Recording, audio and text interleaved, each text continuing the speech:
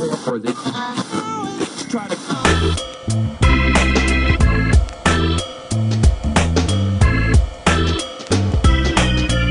right, back for segment 2 of Justin Police.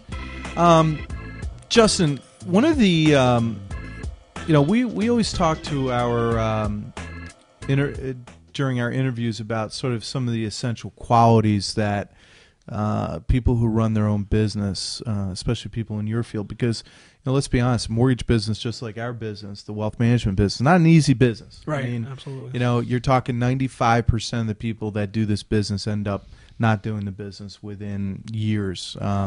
Majority within the first year, and 95% by the time 5 years is up. So what do you think are some of your essential qualities? Because I heard you discuss the fact that you were an athlete in high school and college, and one of the things that I think is an essential quality is sort of that competitive spirit that a lot of athletes have.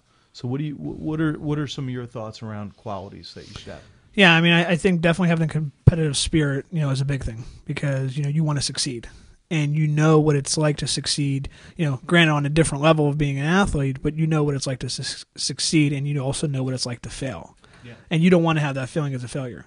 I think time management, obviously is one of the most important things. And, because if you're not able to manage your time, especially when you're starting up, because there's a million different things you're doing, you're not going to be successful. Hiring the people around you and making sure that, you hire a person that you can trust, obviously is essential, because if not, you'll never be able to get everything done, or you'll never be able to grow your company. So I think, those two things are the most important things, and just really having the willingness to say, okay, it's 8 o'clock, 9 o'clock, 10 o'clock, I'm still here. I got to be here. It helped me. I was 25 years old, didn't have a family, didn't have any children. So I didn't have anything that would hold me back. Yeah, you weren't, one of the interviews that we did recently, we were talking sort of about that balance, especially for someone young that has a young family. I struggle with that. I mean, I coach my 2 kids' soccer teams right now on Tuesdays and Wednesdays nights, and right before we got ready to do this interview, I had a guy that said, hey, I need to meet you after work because my wife's a nurse.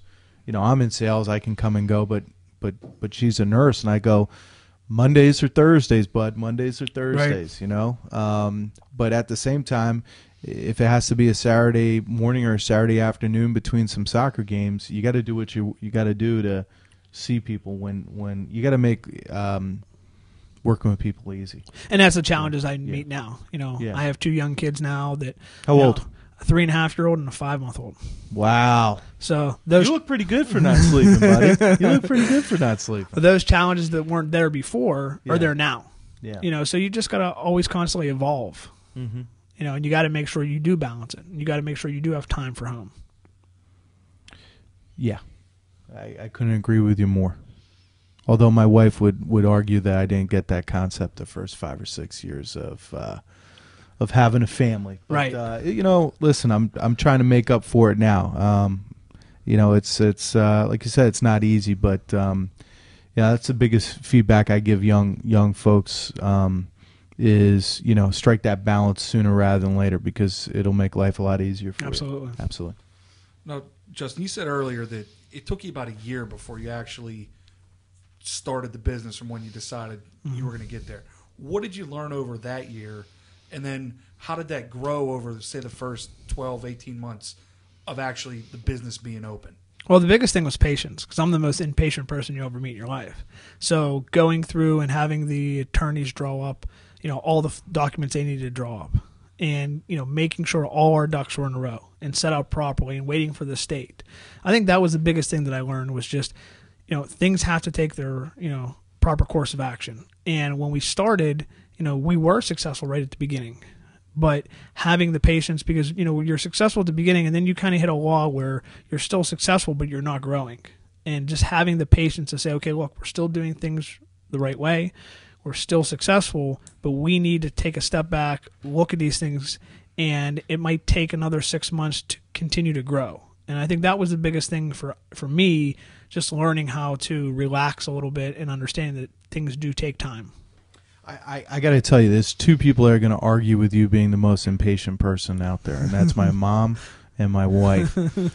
Talk to me about credit crisis. I mean, we're the mortgage business and the housing bubble and all of that. It's affected everybody. Yes. And I don't think anybody really understood how dramatic of an impact it was going to have.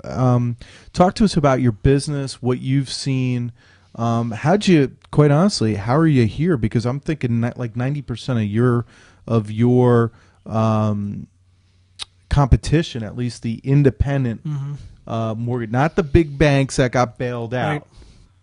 But I'm talking about the independent guys like you, the ones that aren't married to any one firm. How the hell did you survive?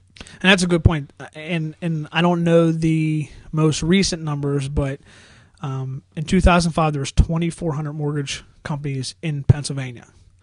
And the last time that we had to re-register in 2009, the end of 2009, there was under 800. So you can see there was a drastic change. Yeah. That was 75% attrition rate. And that's, I mean, it hasn't gotten any better. It's way lower now. Yeah, it's way lower now in 2010. It hasn't gotten better. Right. The biggest thing for us is the way we did business. We don't really do a ton of advertising. We don't buy leads. It was coming up and developing relationships with past customers, real estate agents, financial planners, CPAs, you name it. The kind of borrower that we attracted, I think, really helped us. We never really got much into the subprime business. So we weren't out there just mailing forms out. We were out there meeting with customers. We meet with, 90% of our customers. We show up at their house. We show up at closing. So we develop relationships with our customers that in turn refer other customers to us. If we do have someone with bad credit, we don't just turn them down. We sit with them. We tell them, the steps they need to take. So I think that has really, helped us through all this because we weren't working with the banks that went out of business. So it helped. I mean, from that standpoint, it didn't hurt your reputation or what have you, and you didn't have those type of clients on your books. Yeah, for the most part. And it didn't. Nothing really changed for us as far as the banks we worked with. There were a few banks that we worked with that went out of business or got out of wholesale, which is the area we deal with. But it was more worrisome. What is next? What is coming down the pipeline next? But for us, it's been good because unfortunately some of these businesses have went out of business, but that's there's less competition out there. Yeah. Well, hey, as my mom's in the real estate business, as she always says, if back in '87 and all these different times, '91, '94. As the real estate market got basically banged up, one of the nice things was it got all the sort of part-timers out of the business. Absolutely. And my mom is the same way as you. I mean, it hasn't been easy. It's been really rough. But where is a majority of her clients coming from? They're coming from referrals, centers of influence, that sort of thing. And the people that have been able to develop their business that way have been able to survive this. So as we wrap up this segment, certainly come back for segment 3 with Justin. If you want to get a hold of Justin, Justin's taking phone calls. Yep, right? absolutely. Go give him a ring at 412-937-0911. Once again, 412-937-0911. I love the 911 at the end from Mr. Justin Police. Right. We'll come back for our next segment, segment 3. Because you can't print your own money without going to the Slammer. Three Rivers Wealth Management Group in Pittsburgh for Pittsburghers. TRWMG.com. That's TRWMG.com.